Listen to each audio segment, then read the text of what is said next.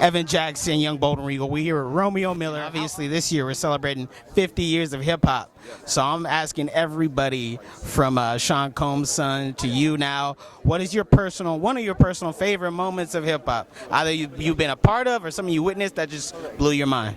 One of my favorite moments of hip hop. It's so many, you know. I grew up in hip hop, but I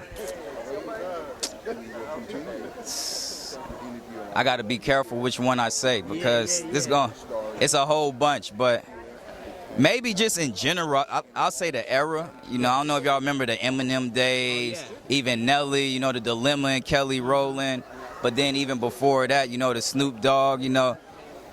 But I think my favorite ever hip hop would probably be like those 2001, 2002, you know, Cash Money, No Limit earlier than that. But I'd say my favorite moment for me in hip hop was performing for Michael Jackson at the Madison Square Garden. And that was a big moment of hip hop just to be on stage, you know, rapping in front of Michael Jackson. A lot of people don't know that. You know, I performed at Madison Square Garden, sold out, and Michael Jackson was there front row. Me and Justin Timberlake and Missy Elliott. So I have to say that's one of my most vivid moments in hip-hop. That's an iconic moment right there. How awesome does it feel to be here today to give back? We know you for your musical career, but honestly, I'd follow your basketball career.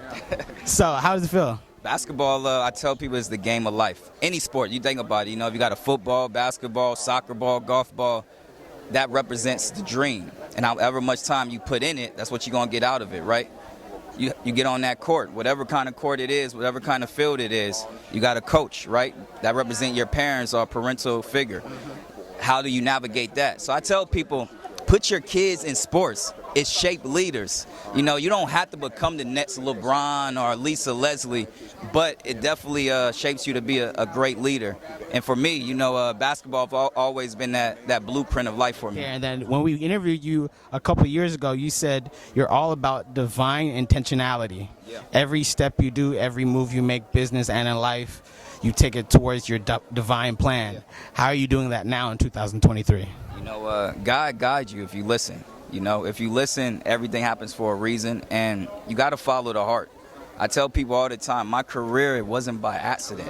You know, it wasn't by one man, it wasn't by one woman. I've always had God, and I kept God first. They have a lot of successful people with successful parents. Yeah. Everybody didn't do what I accomplished. 20 plus years in this industry, you know, 150,000 plus hours, you know, catered to my craft.